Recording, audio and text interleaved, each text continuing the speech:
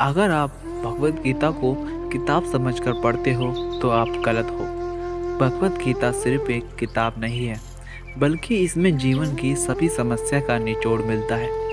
आप किसी समस्या से परेशान हो, कामयाब होना चाहते हो, जीवन में क्या करना है समझ नहीं आ रहा है, या आपको अपने जीवन का उद्देश्य नहीं मिल रहा हो, तो आप भगवत गीता को एक बार जरूर पढ़ें और सुनें। आपकी हर समस्या का समाधान हो जाएगा।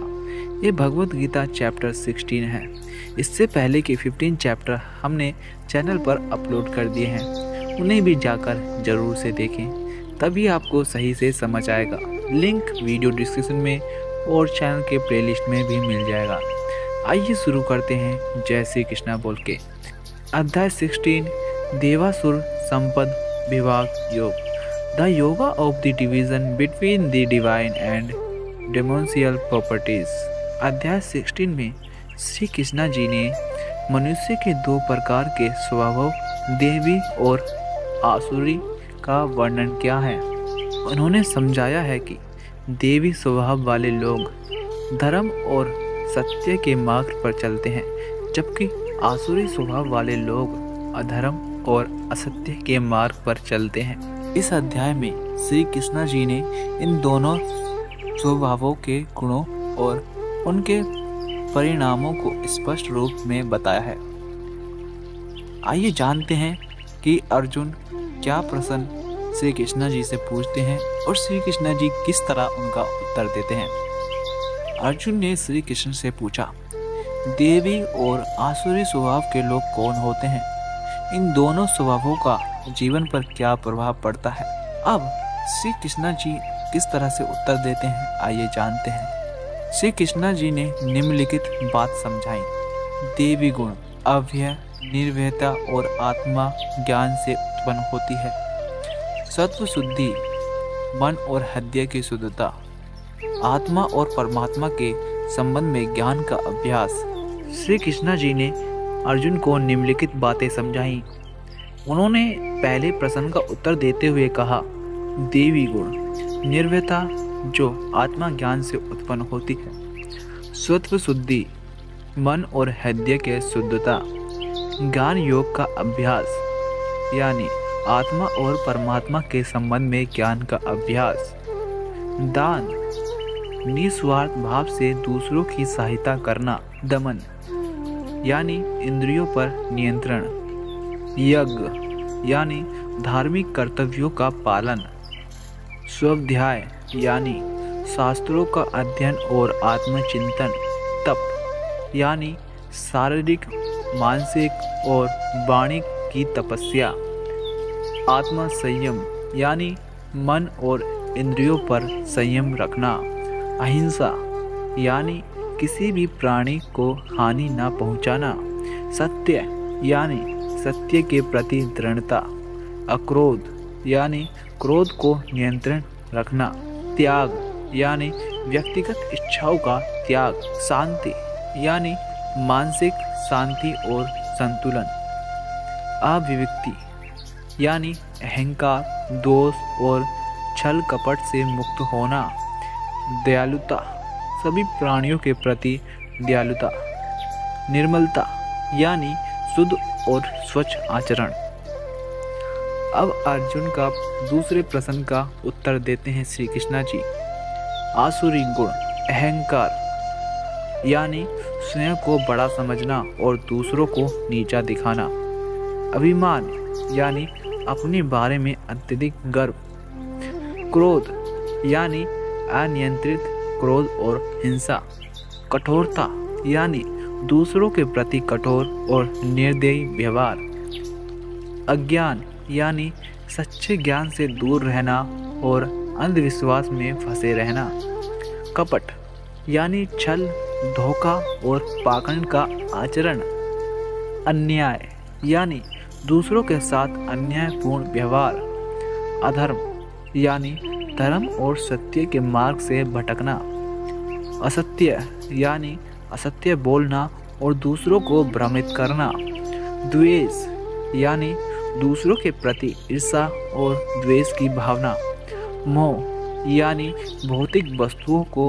और सुखों के प्रति आसक्ति, अस्वच्छता यानी मन, वचन और कर्म में अस्वच्छता, निर्ममता यानी दूसरों के प्रति दया की कमी और हिंसक प्रवृत्ति। अब श्री कृष्णा जी अर्जुन के तीसरे प्रश्न का उत्तर देते हुए कहते हैं, देवी गुणों से युक्त व्यक्ति धर्म के मार्ग पर चलता है और अतः उसे मोक्ष की प्राप्ति होती है।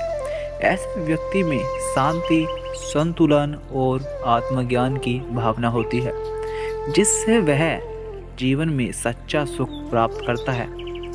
असुरी गुणों से युक्त व्यक्ति अधर्म के मार्ग पर चलता है और अतः वह विनाश की ओर अग्रसर होता है। ऐसे व्यक्ति का जीवन अशांत, असंतुलित और अज्ञान से भरपूर होता है, जिससे वह दुख और पीड़ा का अनुभव करता है। आसुरी स्वभाव वाले लोग धर्म और सत्य के मार्ग से विमुक्त होते हैं। वे अपनी इच्छा और वासनाओं के पीछे भागते हैं और उनके कारण वे अपने जीवन को अधर्म और असत्य के मार्ग पर ले जाते हैं। ऐसे लोग अपने स्वार्थ के लिए दूसरों के प्रति अत्याचार और हिंसा करते हैं। उनके मन में दूसरे के प्रति दया या करुणा नहीं होती। श्री कृष्णा जी ने बताया कि आसुरी गुणों के से युक्त व्यक्ति अतः विनाश की ओर जाते हैं। उसकी आत्मा अधर्म और अज्ञान के बंधनों में फंसी रहती है, जिससे वह मोक्ष से वंचित रहते हैं। श्री कृष्णा जी ने अर्जुन को सलाह दी कि देवी गुणों का पालन करें और आसुरी गुणों का त्याग करें। उन्होंने कहा कि जो व्यक्ति देवी गुणों का पालन करता है वह धर्म के मार्ग पर चलता है और अतः मोक्ष प्राप्त करता है। यह था अध्याय 16। अब मैं आपको ये बताऊंगा कि अध्याय 16 को अपने जीवन में कैसे लागू किया जा सकता है। आइए जानते हैं। हमें अपने जीवन में देवी गुणों को अपनाना चाहिए, जैसे कि सत्य, अहिंसा, दया और आत्मसंयम।